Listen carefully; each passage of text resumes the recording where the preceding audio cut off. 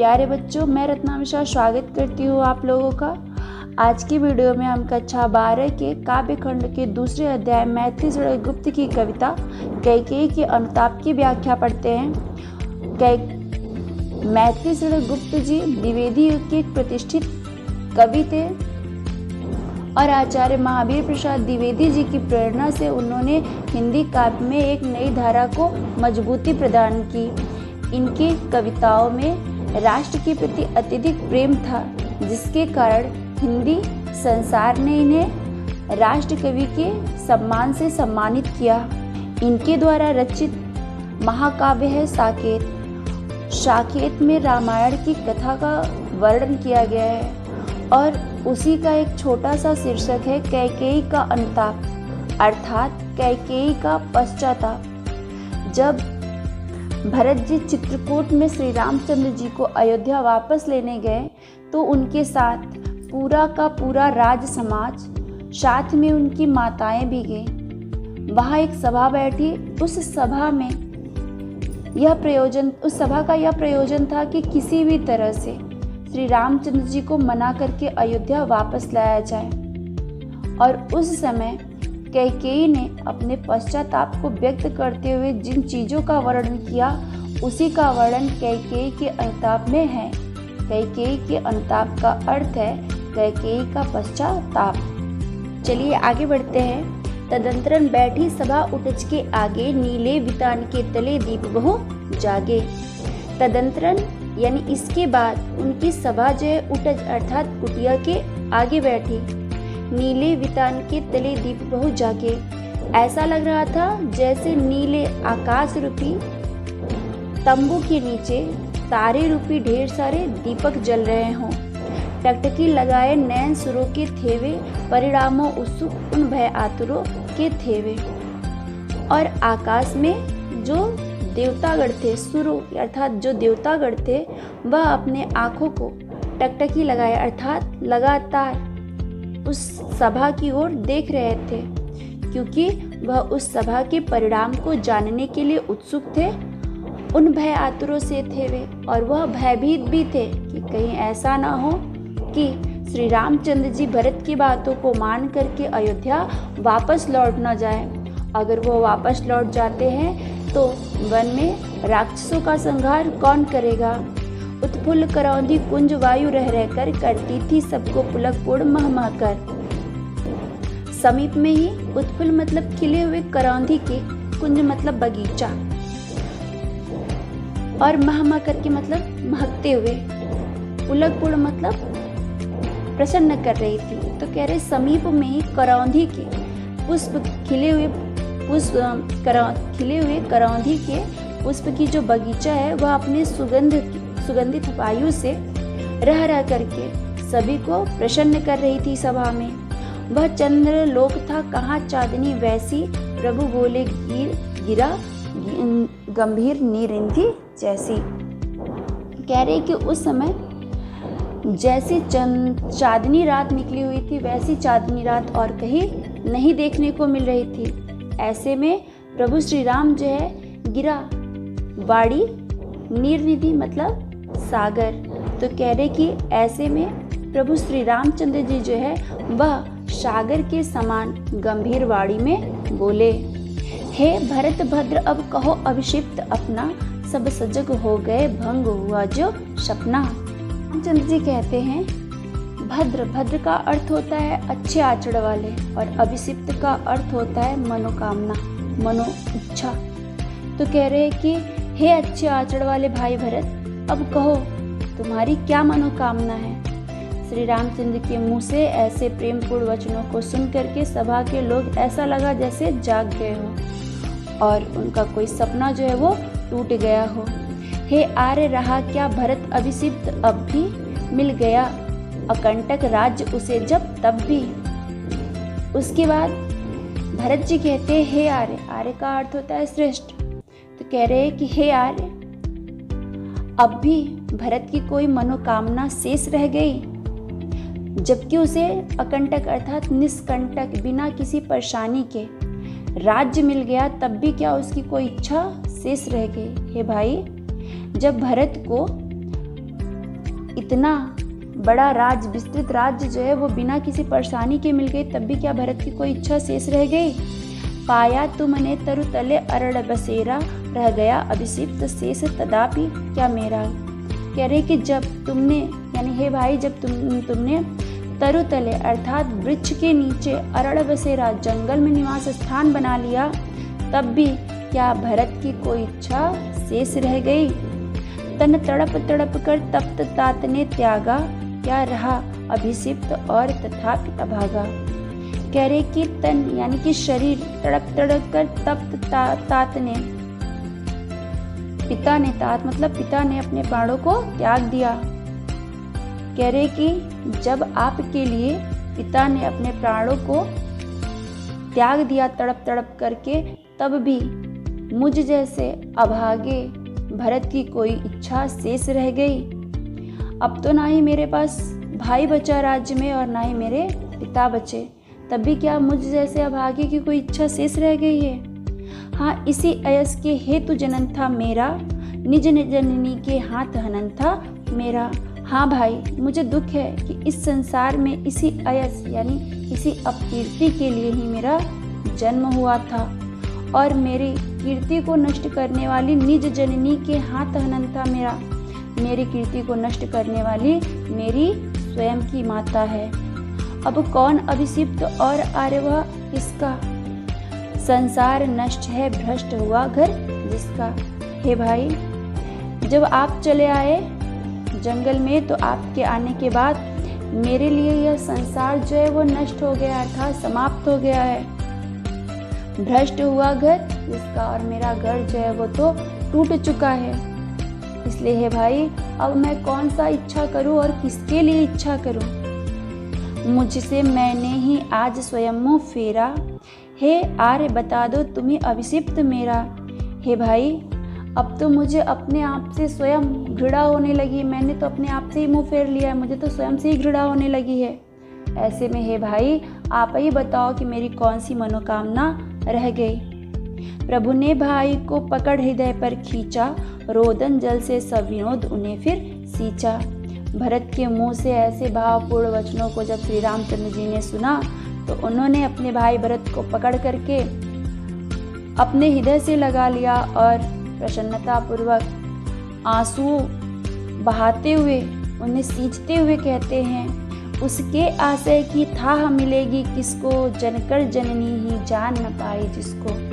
कह रहे हैं कि भला उस भरत के हृदय को कौन जान सकता है, जिसे जन कर अर्थात जन्म दे करके जननी अर्थात माता ही जिनके हृदय को नहीं जान पाई, भला उस भरत को इस संसार में और कौन जान सकता है। यह सच है तो अब लौट चलो तुम घर को, चौके सब सुन कर अटल कैकेयी स्वर को। देखिए, जब रामचंद्र जी के और भरत जी के बीच में बातचीत हो रही थी, उसी समय कैकेयी जो है उनके बीच में बोलती है, अगर यह सच है कि मैं भरत को नहीं जानती, मैं भरत के हृदय को नहीं जानती, तो हे राम तुम घर वापस लौट चलो। और कैकेयी के मुख से ऐसे दृढ़ स्वर को सुन करके सभा में उपस्थित सभी लोग चौंक जाते हैं। सबने रानी की ओर अचानक देखा, सभी लोगों ने आश्चर्यचकित होकर के रानी कैकेयी की ओर देखा। वैधव्य तुषार यथा विदुलेखा, उस समय रानी जो है वैधव्य अर्थात विधवापन के वस्त्र में तुषार ओस से आवृता मतलब ढकी हुई, यथा मतलब जैसे, विदुलेखा मतलब चंद्रमा की किरणें। उस समय रानी कैकेयी जो है विधवापन के वस्त्र में ऐसी लग रही थी जैसे कि चंद्रमा की किरणों को तुषार अर्थात ओस ने ढक लिया हो। बैठी थी अचल तथापि असंख्य तरंगा, वह सिंह अब थी हा गोमुखी गंगा। कह रहे हैं कि उस सभा में कैकेयी जो है वह अचल अर्थात स्थिर बैठी थी, किंतु उसके मन जो है वो स्थिर नहीं थे। उसमें असंख्य भाव के लहर जो है वो लहर अर्थात तरंगा मतलब लहर अर्थात उसके हृदय में असंख्य भाव के लहर उठ रहे थे। जब वह दशरथ जी से वरदान मांग रही थी तो वह सिंहनी के समान थी, शेरनी के समान थी, किंतु इस समय वह शांत गंगा के समान स्वच्छ और निर्मल बन चुकी थी, शांत और निर्मल बन चुकी थी। हाँ जानकर भी मैंने न भरत को जाना, सब सुन ले तुमने स्वयं अभी यह माना। कैकेयी कहती है कि हाँ मैंने भरत को जन्म दिया है, लेकिन जन्म दे करके भी मैं भरत को नहीं जानती। यहाँ उपस्थित सारे लोग इस बात को सुन ले, स्वयं इस बात को राम ने भी स्वीकार किया है। यह सच है तो फिर लौट चलो घर भैया, अपराधी मैं हूँ तात तुम्हारी मैया। हे राम, अगर यह बात सच है कि मैं भरत को नहीं जानती तो इस बात की सजा भरत को मत दो, क्योंकि तुम्हारी अपराधी तुम्हारी प्रिय माता कैकेयी है। जो भी दंड देना है मुझे दो। दुर्बलता का ही चिन्ह विशेष शपथ है, पर अबला जन के लिए कौन सा पथ है। कह रहे कि इस संसार में सौगंध जो है, सौगंध किसी दुर्बलता की निशानी मानी जाती है, किसी कमजोरी का चिन्ह माना जाता है, किंतु मुझ जैसे अबला स्त्री के लिए और कोई रास्ता नहीं है। यदि मैं उकसाई गई भरत से हूँ तो पति समान ही स्वयं पुत्र भी खोऊं। इसलिए मैं सौगंध खाकर कहती हूँ कि हे राम, अगर मुझे राज्य के लिए भरत ने जरा सा भी उस्काया हो तो जैसे मैंने अपने पति को खो दिया उसी प्रकार मैं अपने पुत्र को भी खो दूँ। ठहरो मत रोको मुझे कहूँ जो सुन लो, पाओ यदि उसमें सार उसे सब चुन लो।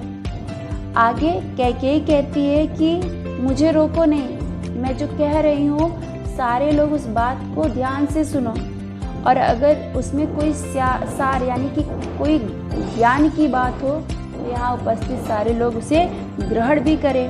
करके पहाड़ सा पाप मौन रह जाऊं, राई भर भी अनुताप न करने पाऊं।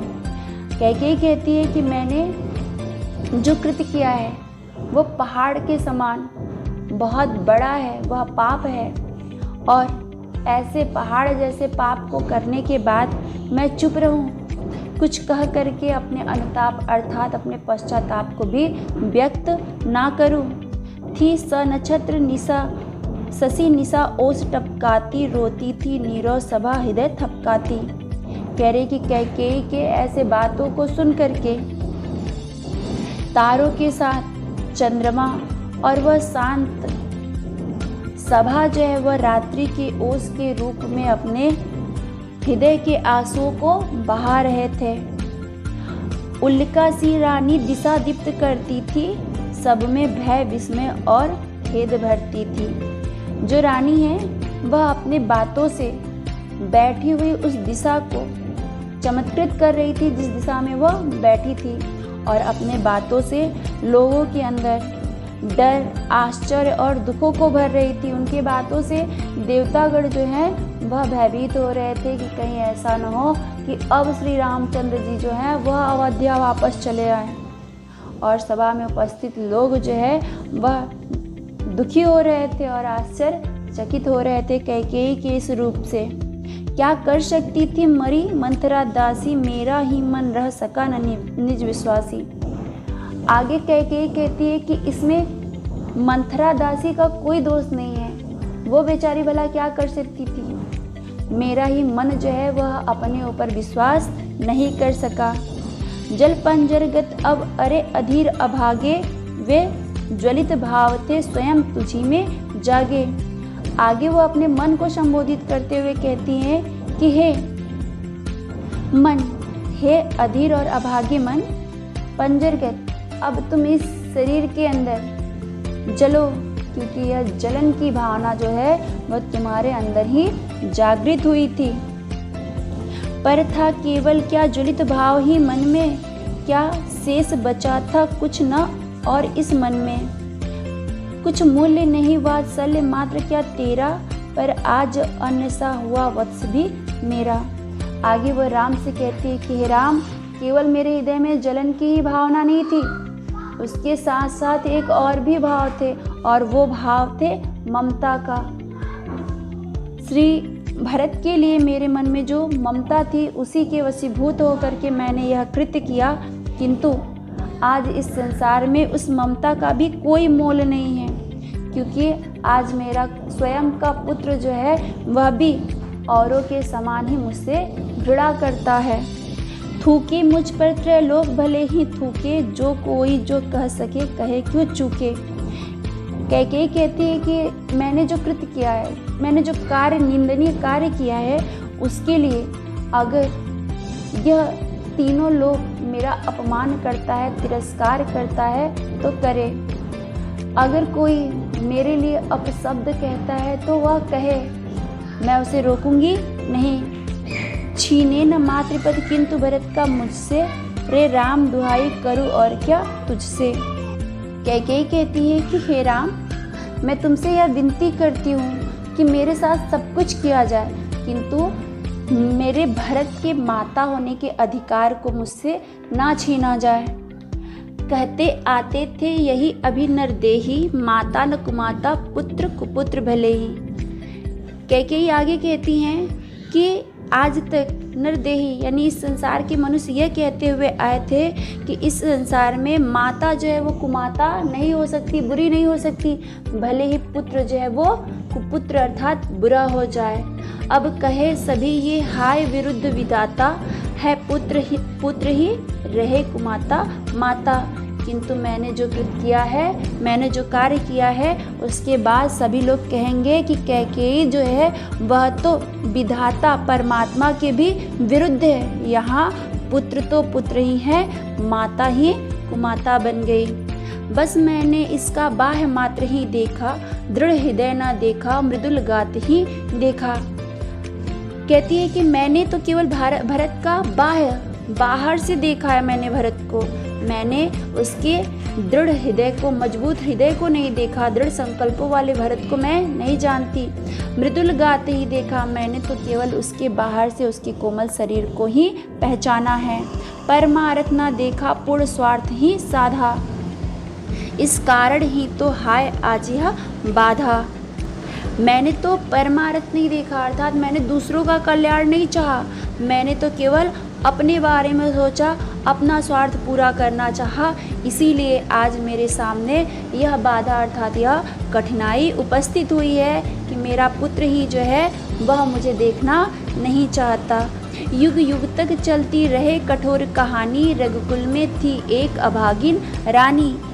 कैकेयी कहती है कि मैंने जो कार्य किया है उस कार्य को करने के बाद युगों युगों तक यह कठोर बात जो है वो चलती रहेगी कि रघुकुल में एक ऐसी कैकेयी जैसी अभागन रानी थी जिसने अपने पुत्र को और अपने पति को खो दिया। निज जन्म जन्म में सुने जीव यह मेरा, धिक्कार उसे था महास्वार्थ ने घेरा। मैं अपने प्रत्येक जन्म में यह सुनती रहूँगी कि धिक्कार है कैकेयी, तुम्हें धिक्कार है, तुम्हें तो महास्वार्थ ने घेर रखा था। 100 बार धन्य वह एक लाल की माई, जिस जननी ने है जना भरत सा भाई। कैकेयी के ऐसे ग्लानिपूर्ण और पश्चातापपूर्ण बातों को सुन करके श्री रामचंद्र जी कहते हैं कि 100 बार धन्य है वो एक पुत्र को जन्म देने वाली माता, जिसने भरत जैसे पुत्र को जन्म दिया है। कह रहे कि एक पुत्र अर्थात भरत जैसे पुत्र को जन्म देने वाली माता जो है वह बार बार धन्यवाद के योग्य हैं, जिसने भरत जैसे भाई को जन्म दिया है। पागल सी प्रभु के साथ सभा चिल्लाई, 100 बार धन्य वह एक लाल की माई। जब श्री रामचंद्र जी यह बात कहते हैं तो उनके साथ सभा में उपस्थित सारे लोग एक स्वर में बोल उठे, हाँ हाँ, धन्य है वह एक पुत्र को जन्म देने वाली माता। हाँ, लाल उसे भी आज गवाया मैंने, विकराल कुयस ही यहाँ कमाया मैंने। आगे फिर से कैकेयी कहती है कि हाँ, मुझे दुख है कि मैंने आज अपने उस पुत्र को भी इस संसार में खो दिया है और अपने कर्मों के कारण इस संसार में विकराल कुयस यानी भयंकर अपयश को ही प्राप्त किया है। निज स्वर्ग उसी पर वार दिया मैंने, हर तुम तक से अधिकार लिया मैंने भरत के सुख के लिए, भरत के खुशी के लिए अपने स्वर्ग जैसे सुख को भी उसके ऊपर न्यौछावर कर दिया और तुम्हारे जैसे प्रिय पुत्र के अधिकारों को भी मैंने छीन लिया। पर वही आज यह दीन हुआ रोता है, संकित सबसे धृत हिरण तुल्य होता है। किंतु आज वही भरत जो है दुखी होकर के रो रहा है। वही भरत खुश नहीं है जिसकी खुशी के लिए मैंने सब कुछ किया। आज वही भरत जो है वो दुखी है और आज सबके सामने उस हिरण के भांति खड़ा है जो पत्ता के हिलने से भी संकित हो जाता है। अर्थात कहना वो ये चाहते हैं कि आज अगर कोई भी मुंह खोलता है तो भरत उसी प्रकार संकित है जैसे हिरण जो है वह पत्ता हिलने से सोचता है कि कोई आकर मेरा शिकार न कर ले। उसी प्रकार भरत सोचता है कि कोई मुझे न कहे कि मैंने श्री रामचंद्र जी को वन भेजा है। श्रीखंड आज अंगार चंड है मेरा, तो इससे बढ़कर कौन दंड है मेरा। आगे कह के कहती है कि मेरा चंदन के टुकड़े के समान शीतल भरत जो है मेरे कृत्यों के कारण आज प्रचंड आग के समान खड़ा है। अब हे राम तुम ही बताओ कि मेरे लिए इससे बड़ा और कौन सा दंड होगा। पटके मैंने पद पाड़ी मोह के नद में, जन क्या क्या करते नहीं स्वप्न में मद में। हे राम अब तुम ही बताओ कि मनुष्य जो है वह स्वप्न में और मद यानी कि अहंकार में क्या कुछ नहीं करता है। वह सब कुछ करता है लेकिन उसे बोध, उसे ज्ञान नहीं होता कि वह क्या कर रहा है। उसी प्रकार मैंने भी भरत के मोह में अपने हाथ और पैर को पदपाड़ी यानी अपने हाथ और पैर को मोह के नद में, नद मतलब नदी, इस मोह के नदी में डाल दिया। कह रही कि मैंने भी भरत के मोह में पड़ करके अपने हाथ और पैर को इस मोह रूपी नदी में डाल दिया। मुझे भान ही नहीं था कि मैं क्या कर रही हूँ। हाँ दंड कौन क्या उससे डरूँ अब भी मेरा विचार कुछ दयापूर्ण हो तब भी। आगे कह के कहती है कि मैंने जो कार्य किया है वह दंडनीय है, वह दंड देने के योग्य है, इसलिए मेरे ऊपर कुछ दया किया जाए तब भी मुझे किसी की दया नहीं चाहिए। और मैंने जो कार्य किया है उसके बराबर तो कोई दंड ही नहीं है जिससे मैं डरूं, अर्थात मुझे तो दंड मिलना ही चाहिए। हाँ दया हंत वह घृणा अह वह करुणा, वैतरणी सी है आज जानवी वरुणा। कह रही कि मेरे लिए दया और करुणा जो है वो घृणा के समान है। उसी प्रकार जैसे कि गंगा और वरुणा नदी जो है मेरे लिए आज वैतरणी बन चुकी है। यहाँ बताते हैं कि अगर मेरे ऊपर कोई दया करता है, करुणा करता है तो मेरे लिए वह घृणा रूपी वैतरणी के समान है। सह सकती हूँ चीर नरक सुने सुविचारी, पर मुझे स्वर्ग की दया दंड से भारी। यहाँ विचार करने वाले बहुत सारे लोग बैठे हैं, उनके सामने मैं यह बात कहती हूँ कि मुझे स्वर्ग की दया नहीं चाहिए, क्योंकि अगर मुझे स्वर्ग की दया मिलती है तो वह दया जो है वह मेरे लिए नरक से भी ज़्यादा बढ़ कर के दंड होगा। लेकर अपना यह कुलिस कठोर कलेजा, मैंने इसके लिए तुम्हें बन भेजा। हे राम मैंने इस भरत की खुशी के लिए अपने इस हृदय को पुलिस कठोर यानी कि वज्र के समान कठोर बना लिया और इसी के खुशी के लिए मैंने तुम्हें वन में भेजा। घर चलो इसी के लिए न रूठो अबियो, कुछ और कहूँ तो उसे सुनेंगे सब क्यों। कैकेयी कहती है कि मैंने सब कुछ इसी भरत के लिए किया, लेकिन इसके बाद भी भरत खुशी नहीं है। इसलिए हे राम तुम घर वापस लौट चलो, अब मुझसे अब और मत रूठो। मेरे पास कहने के लिए और कुछ नहीं है जो मैं कहूँ और ये सब सुन सके।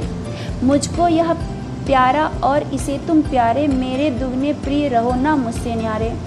कैकेयी कहती है कि राम मेरे लिए भरत जो है वो बहुत प्यारा है, और जितना प्यारा मेरे लिए भरत है उतना ही प्यारा तुम भरत के लिए हो, इसलिए तुम मेरे लिए दुगने प्रिय हो गए।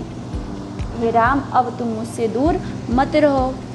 मैं इसे न जानूं किंतु जानते हो तुम, अपने से पहले इसे मानते हो तुम। कैकेयी कहती है कि तुमने स्वीकार कर लिया है कि मैं भरत को नहीं जानती, लेकिन तुम भरत को अच्छे से जानते हो और अपने आप से पहले तुम भरत को मानते हो। तुम भ्राताओं का प्रेम परस्पर जैसा, यदि वह सब पर यूँ प्रकट हुआ है वैसा। कह रहे कि तुम भाइयों के बीच जैसा प्रेम था, आज वह प्रेम सबके सामने वैसा ही प्रकट हुआ है। तो पाप दोष भी पुण्य तोष है मेरा। जैसा तुम लोगों के बीच जो प्रेम है, अगर वही प्रेम सबके सामने वैसा प्रकट हुआ है, तो मेरे द्वारा किया हुआ पाप और दोष जो है वह भी मेरे पुण्य और संतोष का ही परिणाम है। मैं हूँ पंकिला, पद्म कोश है मेरा। मैं जो हूँ वह पंकिला अर्थात कीचड़ के समान हूँ, और मेरा भरत जो है उसमें खिले हुए कमल के समान है।